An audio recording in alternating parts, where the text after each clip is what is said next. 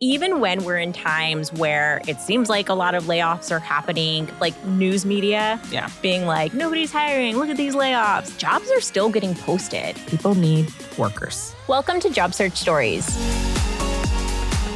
I'm Jen, a career coach and your new go-to gal for all things career advice. And I'm Gina. I'm an expert on all things job seeker here at Indeed. And together, we're going to help you navigate this crazy world of job searching. And hopefully, we can help some people get their next job. Yeah. And in today's episode, we're going to talk about how you should approach finding a job during uncertain economic times. I don't even know what that means because I feel like we're always in uncertain economic times. So I've told this story before, and I feel like I have to always provide a little context into how old I am. So she's a picture of youth.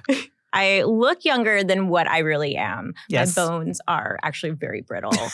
I am 40 years old and I graduated from college in 2009. Mm-hmm. And so if you hear that, you're like, well, that math ain't mathin'. It's because I actually graduated high school in 2001. Okay. I took a 4-year gap, was not ready to go to school. Mm-hmm. Some of us aren't. We need a little time to grow. Love that for you. Waited 4 years, had a baby, then realized I got to be able to support this baby. I got to go back to school. That baby is supported. That baby is now supported. So went to school, graduated in 2009, graduated with a journalism degree, which was not the best degree to graduate with during a recession when print media was dying.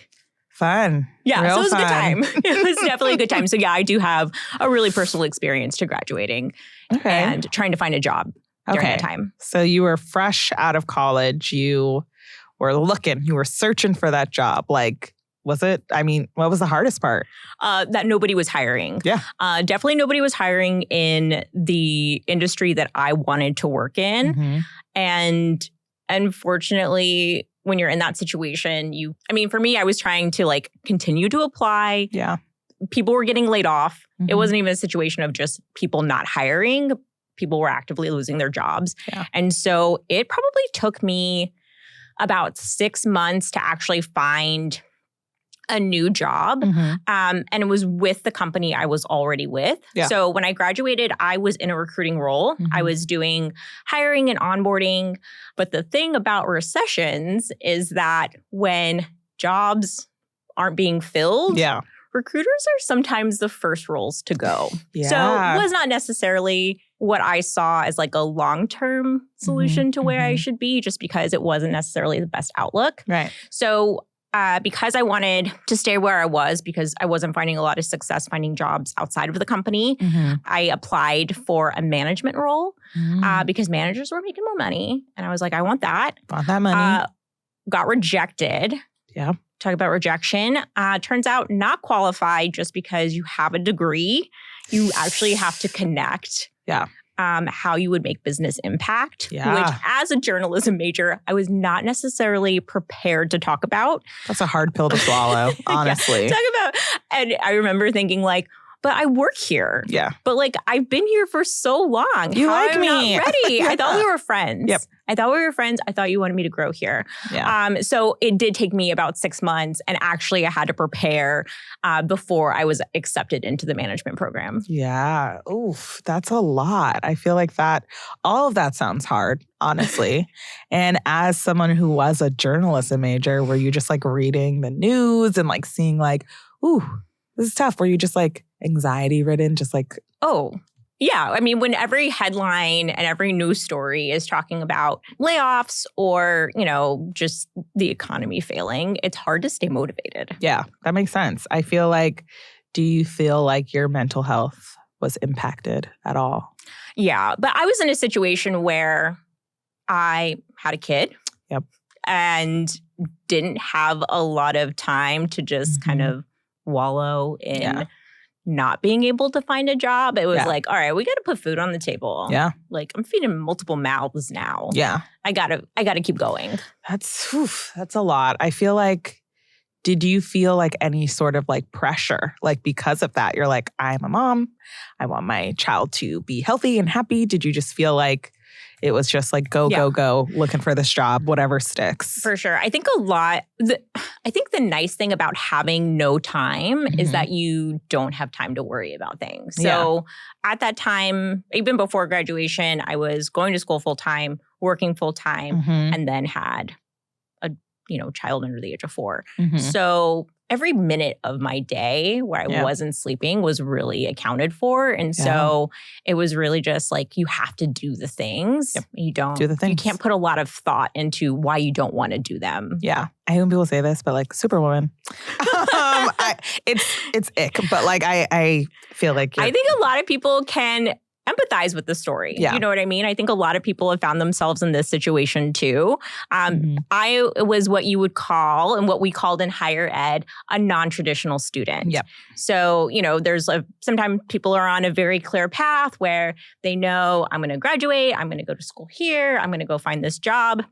I graduated with a full scholarship, full academic scholarship to study journalism. I was not mentally ready to go to school. Decided to stay home and hang out with friends for a while. And 4 years later, then decided, okay, maybe I should go back. Yeah. Love that for you. I mean, you made it. So. I made it. Did it right. Ultimately did okay. Here now. Survived the recession. Right. I mean, I feel like you said this, but remind any listeners, like, how long did it take you? Recession hits, you're graduating. What was the timeline that you landed a job? So it took me 6 months. 6 months, and it wasn't in a job that I thought I was going to be working in. It definitely had to be adaptable. Did you feel like you kind of settled, like, a little bit? Oh, for sure. And I stayed in that role for, I think it was about 3 years. And I definitely felt that way at the time. But that was my first introduction into team management. I managed in a retail setting. So I had, there would be days where like I was the manager for like a team of 75. You know what I mean? It's like a large department. And I was not a great manager starting out with. Turns out. You admitted it. Turns out people will not just respect you because you have a manager title. That was a hard lesson for me to learn. But it was a great growth opportunity for me. I really did learn what people respond to, how to earn respect, how to show respect, which I think is even more important. And so even though it wasn't what I thought I was going to be doing, that particular role set you up, taught me a lot and that I was able to carry forward into my career. That's beautiful. I mean, making, what is it, lemonade out of lemons? I don't know the saying. You said it right. I'm not good at quotes like you. You're not good at stealing other people's quotes. Or just saying common sayings. But kind of getting it back to some recession stuff. You may not even have the answer to this, even though you have the answer to everything. Like, who do you trust? Who are the sources you trust? Or like, what do you go to? Are you like, is it time to get a career coach during this time? Like, who can you rely on to kind of like give you the answers? Because I feel like right now I'm like, I don't know what's going on. I will always tell people, you don't have to pay for services.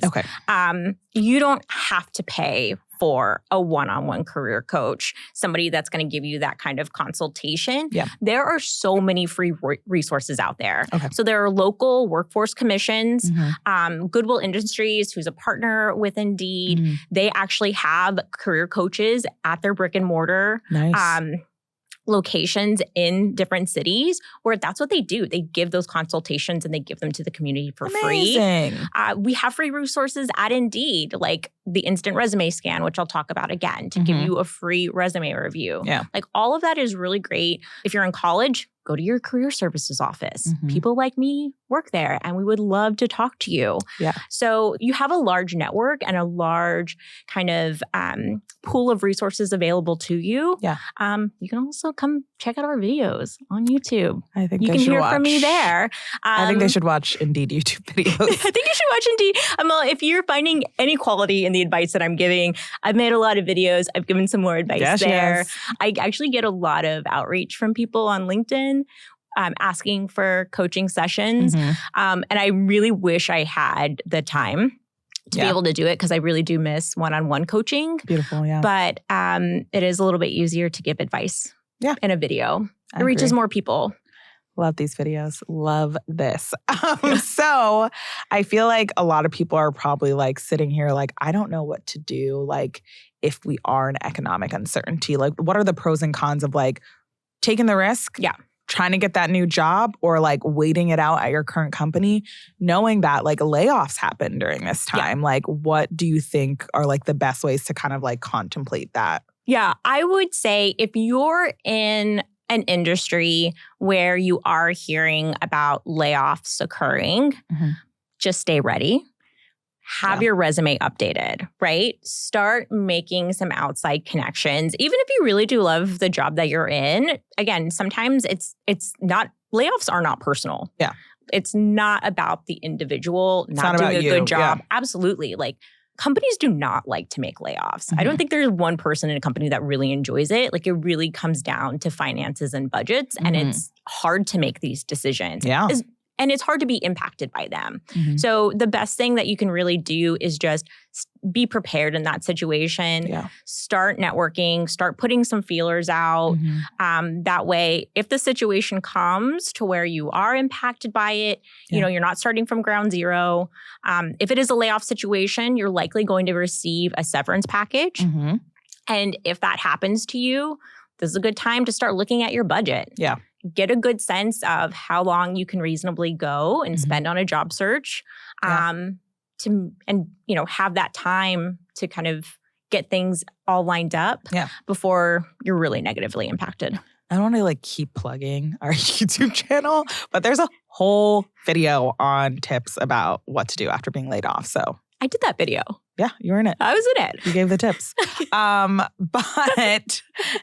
circling back, I feel like there's kind of like this black hole. We talk about black holes in like different senses, but like, how do you know how long these uncertain times will last? Like, how do you know? And maybe like, how did it feel when you were even going through it? Like, yeah. So, I mean, there's the official length, right? So when we talk about the recession that happened in 2008, the recession technically ended in 2009, like mid 2009. However, the economic impact lasted for 4 years. It's a long time. It is, right? So when you're thinking about like, okay, I'm feeling these things right now, how long am I going to feel these things? Like they can last for years after the recession has actually ended. Oof. So that really is a black hole because it's like, it's not like you can be like, oh yeah, like 5 years and then we'll be done. Like who knows? Yeah, 1 year. I just need to, you know, make it through this year and then it's going to be great. Yeah. And I mean, speaking of even like trying to go out there, get a new job, especially if you're like unhappy during these times, like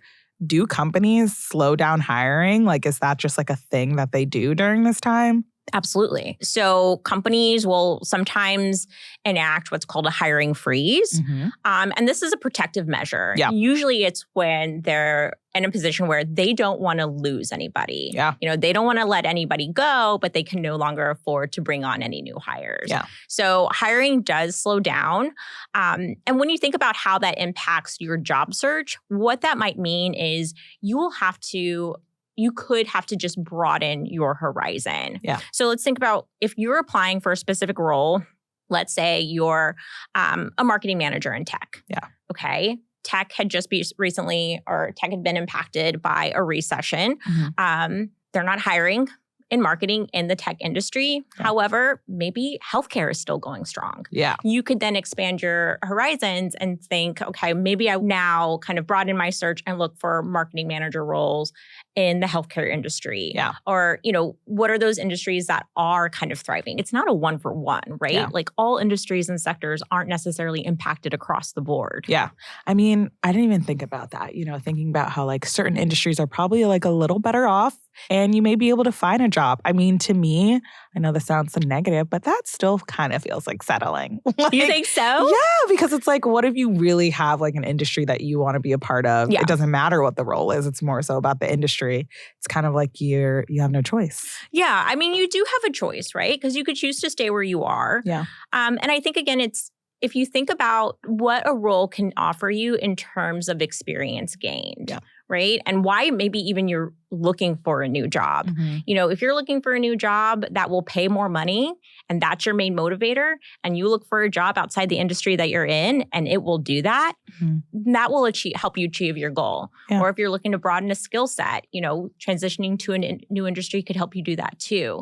So there really can be things that can be valuable, even if it seems like, okay, this isn't necessarily what I was looking for from the beginning. Yeah. I mean, that's looking at the glass half full. I'm usually a pretty positive person. That's another kind of like quotey thing I'm trying to throw in there. It helps when a career coach who's working with a job seeker can help them find the positives in a situation. Yeah. So do you feel like this is a good time? Because like you said, like you were graduating when all of this was happening in 2008. Do you feel like this is a good time to like go back to school, get that certification? Like, is it time to just like find a way to maybe boost your resume a little bit? I would never discourage anybody from upskilling. Yep. Upskilling is not going to hurt you. It's great for boosting your resume. It's great for giving you experience to talk about in an interview. Yep. It's really, it can be really valuable, but that's not to say that you have to go back to school, right? And you have to now take on student loan debt or invest more in a new degree to be able to find success. Sometimes it means you just have to wait things out a little bit. Wait it out. You can still upskill during this time and challenge yourself in these new ways. But you don't necessarily have to find a brand new profession. Yeah. Don't settle. Don't settle. I think all of it's settling, and that's why it's kind of like unsettling. Wordplay. You're so proud of yourself for that one. Anyways.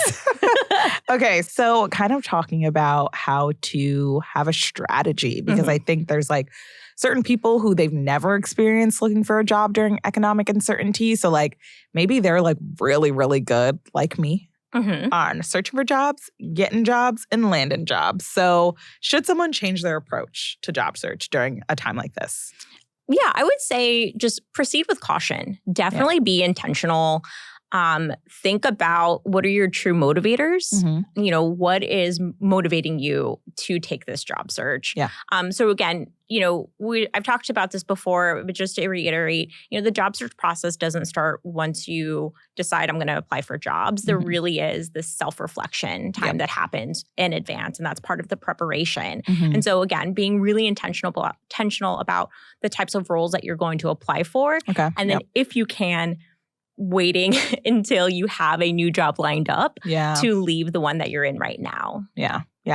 Well, speaking of that, we just talked about this, but like some people can't wait. So what is that strategy for people who were laid off because they're in these uncertain economic times and it's just the business? What are some like strategies for those people? So I know one strategy that comes up quite a bit from people is what we would call the shotgun strategy.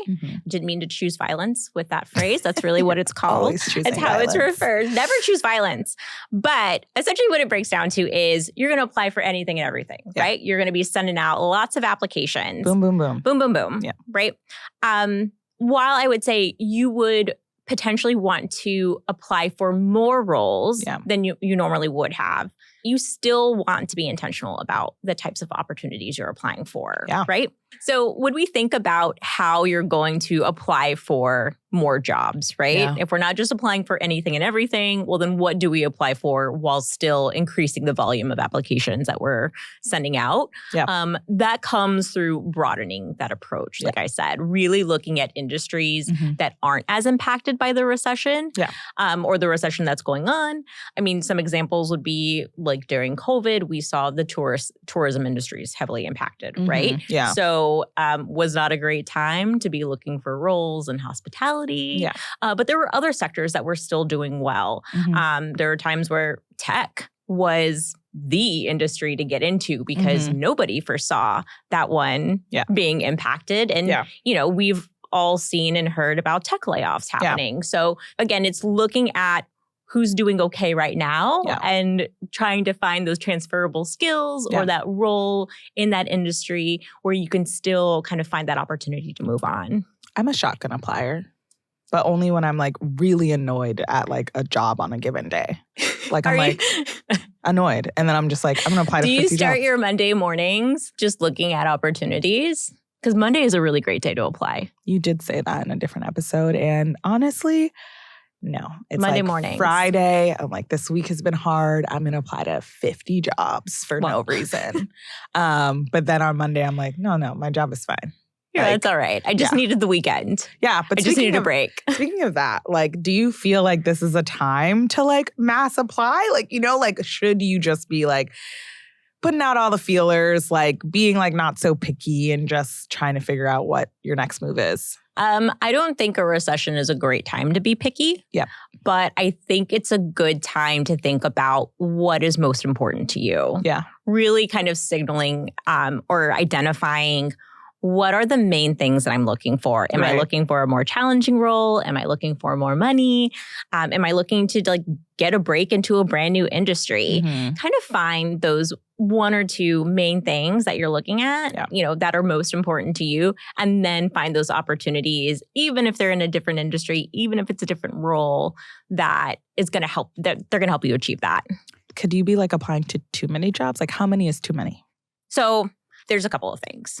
Well, actually, let me ask you this. Yeah. Have you ever applied to multiple jobs within the same company? I think so. Like that was like when I was like first looking for a job. I was like, oh, they're hiring here, they're hiring there. Or, you know, being in journalism, there's like companies that have like multiple publications. And so I'm like, I'm applying for 3 here, I'm applying for 2 there. Okay. So yes, I've done that. Were those jobs all very similar, or were they very different in terms of the types of things that you would be doing? Definitely similar. Okay. Yeah. So that's really good. Here's one thing that I think people forget sometimes is that when you're applying to one company, and if you're applying online, they're likely using an applicant tracking system. And they can see ATS, and they can see all the roles that you're applying for. Ooh. So if you're applying for jobs, even if they're in different departments, but they are very similar, that's okay. Okay. Because they can say, okay, she's interested in that. She's interested in working with us. Yep. These roles are very much alike. She knows her skill set. Yep. She's good because she could be qualified for all of these things because they all are very similar. Yeah. But when you're applying for multiple jobs at one company that are all very different, what that does is sends a signal that you don't really care about any of the jobs. You're just looking for a job. Yeah, just looking for a job. Dang, the more you know, because honestly, like, I wouldn't even think about that. Because if I'm like, I want a job, I just want to work at this company, I'm going to apply for every single job. You just want to get in the door.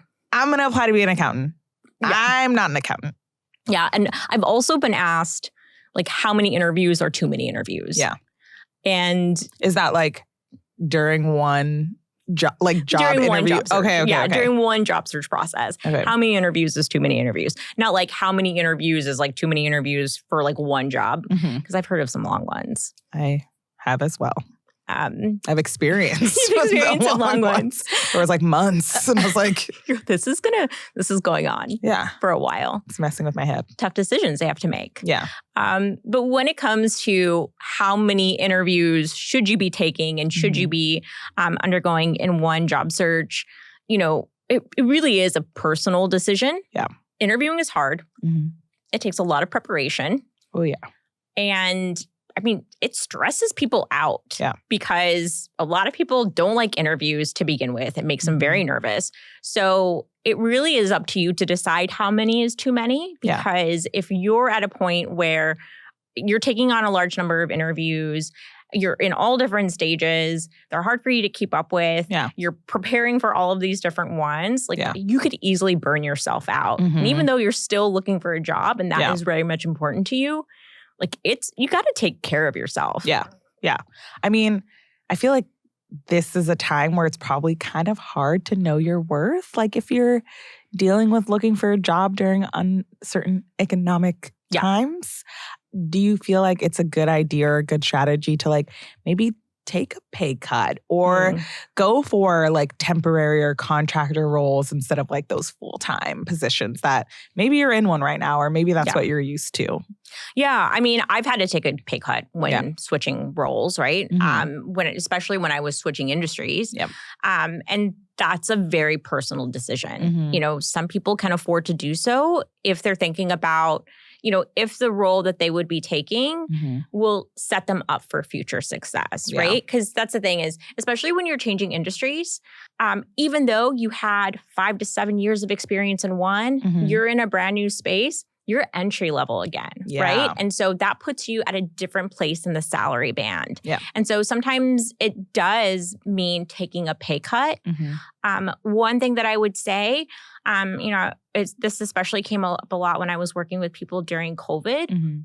A lot of questions over whether or not you can negotiate salary during a recession or when economic times are uncertain. Like, is it a good idea? Or should you just take what you can get? Take what you can get. Yeah. Kind of like our first timers, right? Like our first time job seekers. I'm just happy they offered me a job. They gave me a job. They gave me a job. Yeah. They saw some value in me.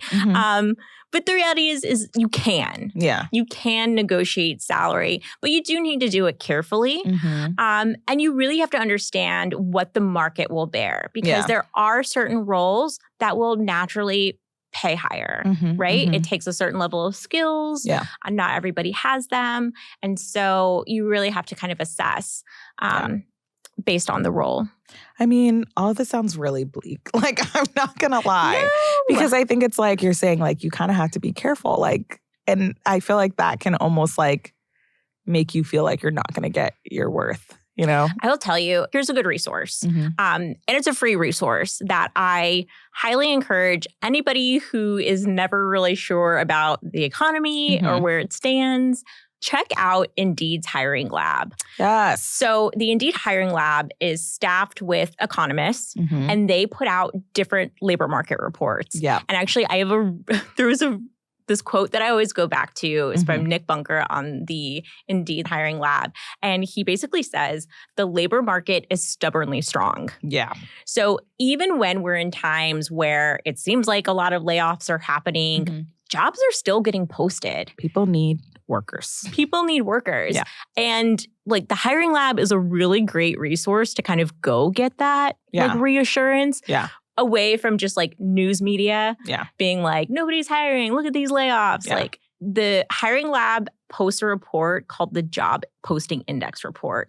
And have you seen this? It's so cool. Like it shows you, like you can pick what time period. I think it defaults to the month that you're in. And it shows you how many jobs are being posted for your country, your state, your city, your metro, your industry. Like you can be super specific. So if you're like, oh, how are accounting roles in, Washington, D.C. right now?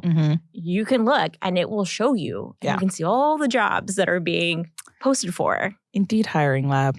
Data will reassure you. Plug it. I feel like there's also this like fear of like not being able to like stand out because like, a lot of people are being laid off. A lot of people are like dealing with this time. How do you feel like people can really like set themselves apart if they're applying for jobs that other people are applying for? Yeah, I think these are a good time to think about like the human touch, like the human connection. Like Gina, I think you're a proponent of sending out some LinkedIn messages. Am I right on that? I don't like talking to people, so I don't know if that's me. That's not you. It was a different Gina. It might be another girl. That was something that you did. Oh my gosh. Okay, I just thought that for you. You thought I was a personal person that's out here sending messages to people. Sending messages. Okay. Well, maybe during the next economic recession, you might take up the strategy of chatting people. Chatting people up. Okay. Reaching out through any social media platform appropriately, right? Appropriately, professionally, and just making those connections. That's a good way to kind of express your interest directly. Another great way, if you're in the application process, cover letters. I know. See, that's my question. Do you need a cover letter? No, we already talked about this. I'm kidding. But I'll talk about it. I'll tell you. Do you feel like they're like more valuable during this time specifically? Or is it just like all the time, do a cover letter if they ask for it? So definitely all the time, if they ask for it, you need it or your application is not completely filled out and then you could be rejected. Save yourself from being rejected. But there are key instances where I would say like definitely write a cover letter. So one, career transition. And that can include being in a recession because if you've broadened your job search, You might be applying for, let's say, a similar role, different industry. Yeah. So the cover letter is the opportunity for you to make those connections for the reader, for the recruiter. Yeah. So they fully understand, okay, wait, you've been working in tech. Why are you now looking to work in healthcare? How are you going to make this jump? How are you going to connect your experience there? Right. And so making that connection, great opportunity to use a cover letter. Career gaps. Let's say that you were impacted by a layoff and it's been 6 months or a year. Yeah. Cover letters are great for explaining what have you been doing in that year. Yeah. Have you been going to meetups? Have you been, working on a project all on your own? Have you been working to start up your own business, but now you're ready to jump back into the corporate world? Yeah. It's a great place for you to really control the narrative and tell the story you want to tell. This is a question for another time, but are people reading cover letters? This is a question for another time. I have a lot to say about this. Okay, because I'm am I putting in all this work and they're not even going to read it? So do you feel like there's any skills that are a little more valuable? I feel like we always talk about flexibility and adaptability and stuff like that. But is there things you should be doing to boost your skills during this time that can make you stand out? Yeah, upskilling will never hurt. And when you think about different things like cover letters or upskilling. These are tools in your toolbox. Two tools, and they both serve different functions. And they both can be used to help you during a recession or during uncertain economic times, right? Upskilling is great because it allows you to grow professionally while they're in the role that you're in to help you either move up within the company. Maybe you're now going to be ready for a promotion or an internal mobility and finding kind of something else where you already are. Yeah. And sometimes it's easier to move around internally than finding a whole new job somewhere else. Yeah. Or, it's going to, set you up for kind of making that leap into something new. Yeah. I mean, overall, you sound real chill about this, real calm. I know you're chill about it because you're past it now.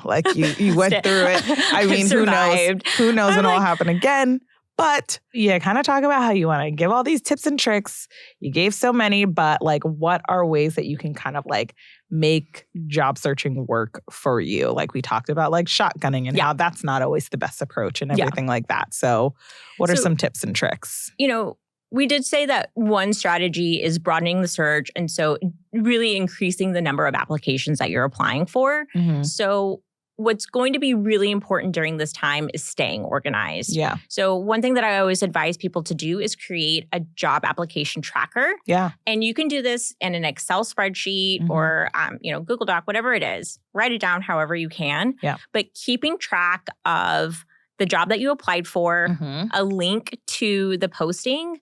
One recommendation is sometimes don't save the actual link because when they pull the job posting down, you're just going to get to a blank page. Yes, copy and paste. Yeah, or screen capture, right? Just save the information so that you know what the job description was. Yeah. Because that will help you, right? Yeah. If you have the recruiter's name and email, save your application materials. Yeah. A copy of the resume that you submitted, a copy of the cover letter that you submitted. Yeah. Also include your application status. Have you just applied? Are you interviewing? Last date of contact, are you meant to follow up with them? Are you waiting to hear back from them? Yeah. Really keeping all of your information as organized as possible. That way you can just kind of look at a quick glance and see where you are in all of these different stages. Were you doing any practice interviews during that time? Literally just sitting there, maybe with your 4-year-old practicing your interviews? Great interviewer. I did practice with my mom. Okay. Yeah. I did practice with my mom. And I'm a proponent now of mock interviews, especially since moving into the career services space and conducting a large number of those. Yeah. What I would say, if you're looking to conduct a mock interview, prep. There are some basic questions in which you should be prepared to answer during a recession, during regular times. Yeah. Tell me about yourself. 1. Tell me about a time you've experienced conflict in the workplace. 2. What are your strengths? Yep. 3. What are your weaknesses? 4. Why do you want to work here? Yeah. And how much are you looking to make? Ooh, so those are those are some 6, pretty core questions. Yeah. The common questions. Those are pretty common questions, which you should be able to answer. Do you feel like there's any questions that are probably very specific to times? recession times or anything like that employers may ask? There's a very specific question that you can ask an employer. Like you should be able to ask an employer and feel comfortable asking an employer, how did your company handle this recession? Yeah. How did your company respond to the economic crisis or to COVID? And hear from them. Yeah. Did they lay people off? Yeah. Did they stop hiring so that they keep the people that they had? Hearing about how they have responded to past economic crises can help you get a sense of, okay, well, if this were to happen again, I think I might be okay here. Yeah. Because it sounds like they're going to do what they can to keep the people that they have. Yeah, that's true. Interview your interviewer. It's a two-way street. Always. Yeah, I believe that. Is there any other expert help you can kind of get during times like this, other than economists, anything like that? Yeah. Again, looking out to those local resources, looking out to workforce commissions, career services, friends and family. Yeah. It's a great time to start locally. It's almost like a grassroots effort. Yeah. During love a little grassroots campaign. During economic crises, right? Yeah. Talking to friends and family and just getting a sense of, okay, well, what is it like in your industry? What was it like in the company that you're working for? Yeah. Find out who's hiring and who's firing from the people you know. Yeah, that's true. Use your community. My least favorite thing in the world, as you know, is networking. I love networking. Don't like it. I know you do.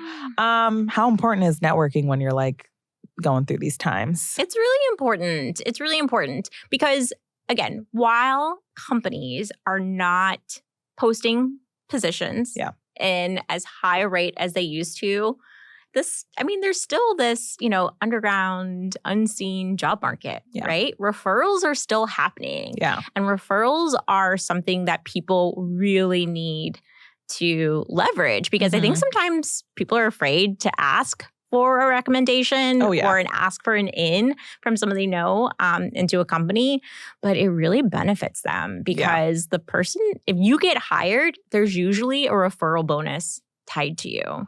So you are money. Yeah. You are potential money in somebody's eyes. Dollar signs. And during an economic crisis, I'll take that extra check. I'll take that extra money. Yeah, I agree. But do you feel like, networking can really help you actually get a job during a recession? I think so. Okay. Yeah, I think so. I think networking is always a really great tool to have in your pocket because Another tool.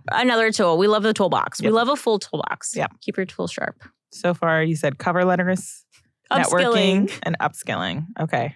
We're going to give you all the tools. I mean, I always this is calling myself out because I think I don't like networking because I feel like I seem desperate or they know why I'm coming to them. So during these times, I feel like if it's a recession, it almost feels even more icky and desperate. But everybody's in the exact same boat. Not that person I'm networking with. They're like, I'm living my best life. I have a job. I have no worries in the world. You know what's going on at their company. They may need to network with you just as much as you have to network with them. That's true. But yeah. I mean, if you're calling somebody you haven't talked to in 2 years, maybe just start with coffee. Yeah. Maybe just keep that first conversation really about how are you doing? Yeah. How have things been? Definitely don't want to come straight out of the gate with, can you help me find a job? I need a job. I need a job. That's the first thing I would say. Sit down. Would you even start with the, hi, how are you doing? Nope. Just, I need a job. Help me out. I need a job. Help me. How are you going to help me find a new job? Yeah. So I feel like that's a good way though. Like you're saying, get a coffee. Just have a chat. Just hang out and just see how it would be to just ease it in.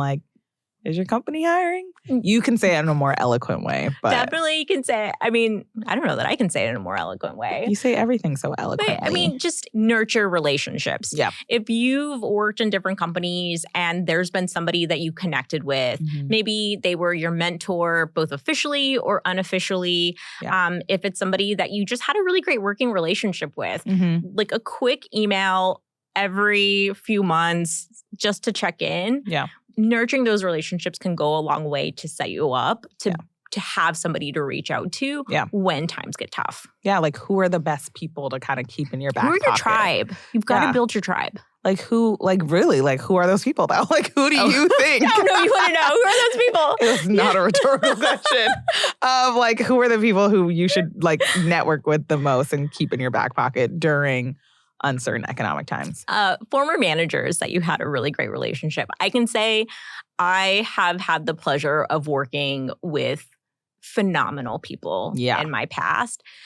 And there are people that I take with me everywhere I go. Yeah. I have no problem reaching out to them when I have an open position, even if they're at a job that they're like, and I will try to convince them to come over because I know how great they are. Yeah. So definitely former managers.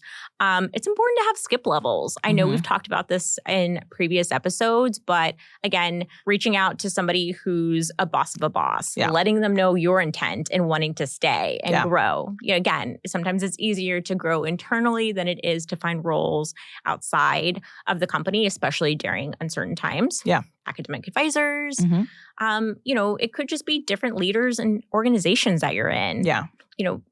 A network doesn't have to just be comprised of people in your immediate industry or circle. It can really be anybody that you've built a relationship with. Your mom's best friend. Literally, I feel like some of my mom's friends are the people who have helped me. Friend. Yeah, my mom's friends help me a lot. But also that. I think they just think I'm super cool. So well, you are. So that's why. I agree. So I feel like a lot of people need networking tips in general, but during this time, do you feel like networking events are even a thing? You were holding those career fairs. They are a thing. I was just at a networking event 3 weeks ago. There you go. And it wasn't an official networking event. Yeah. I was actually there talking about, here's another great resource that you can use during these times for free advice. Indeed's Job Search Academy. Yeah. So I was there talking to people like career coaches and people that work for local workforce commissions to talk about what these free workshops are that we can deliver to the audiences that they serve. Yeah. So there are certain organizations that work with job seekers that are facing barriers.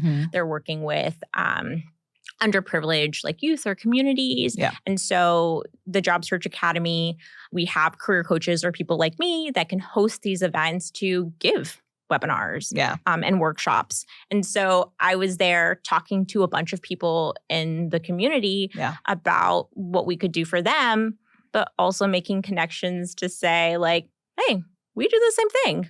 Let's chat. Maybe in another life, we could potentially work together. That's beautiful. Got to open doors. I feel like you kind of touched on this, but should you, because no one wants to waste their time. If it's especially times where it's feels like a recession is looming or whatever, do you feel like you should only be networking with people who you feel like can get you a job? Or you want to get hired at that company? Yeah. You got to cast a wide net. And again, I think it's shifting this perspective on what we think networking is or should be. If you're going into a conversation or an event or situation thinking, at the end of this, I want to walk away with a direct connection to a new job. Yeah. I want to give them my resume. I want to give them my business card. And I expect something out of you. Most times your expectations are not going to be met. Yeah. So again, it's shifting that perspective we have on what networking really is. In most situations, networking is a long game. Yeah. You're building a connection so that as the opportunity becomes available, they can draw that and connect it back to you. Yeah. Sometimes that connection can happen more quickly than others. Yeah. And especially during economic recessions or, uncertain economic times, even if you need a job right away, that doesn't mean that you shouldn't still invest in some long-term strategy. Yeah. Yeah. I mean, overall, I feel like these times happen. Economic uncertainty, recessions, COVID, like you mentioned, but having your tools in your toolbox and being job search ready. Got to do it. Will help you out. It'll always help you. Be prepared. Preparation is everything. Preparation is everything. I'm not a very prepared person, so. Spend more time with me, Gina. I think you will be. Besties. I think this is a perfect time for us to take some questions. My favorite part of all of this. So Claudio asks, I'm about to graduate this spring, and I'm afraid that by the time I graduate, we'll be in a full-blown recession. Do you have any advice for junior employees graduating into uncertain economic times? I feel like because I'm not established and don't have much experience, I'll have a hard time finding a job when I graduate. Ooh, I feel like you'll have a good answer to this. Yeah, Claudio, I lived that life. You did? I mean, I lived that life. That was your life. I lived it a long time ago. Not too long ago. 2008 was yesterday. It was a while ago, but I'm still young at heart. But the advice is still relevant to today. So when you're first coming into the job market and the job opportunities aren't as plentiful as you thought they would be, this is a really great time for you to think locally, right? So start thinking back. What were those internships that I took? Who already knows my work ethic? Who could give me a great recommendation? You know, thinking about academic advisors or those career services offices. Thinking about within your own community. If you're a part of a religious organization, sometimes it can be helpful to go there, start volunteering within the community. A lot of volunteer opportunities can turn into full-time opportunities. Yeah. And they're a great place to learn new skills as well. Right. So, you know, again, friends, peers, thinking about that network that you have or really starting to build that network and thinking about those transferable skills to where if that role that you're looking for is not directly available, you know, what type of simple sidestep can you take that will still help you grow in a direction that you're looking to? Beautiful.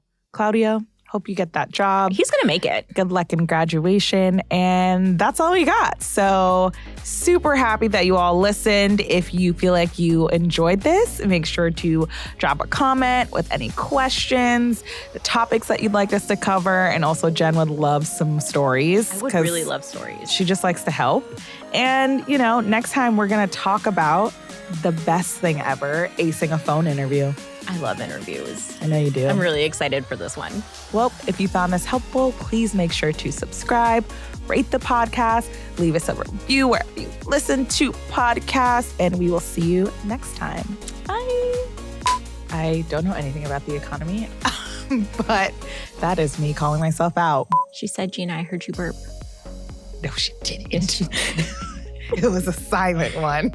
You've never taken a public? It was perfect.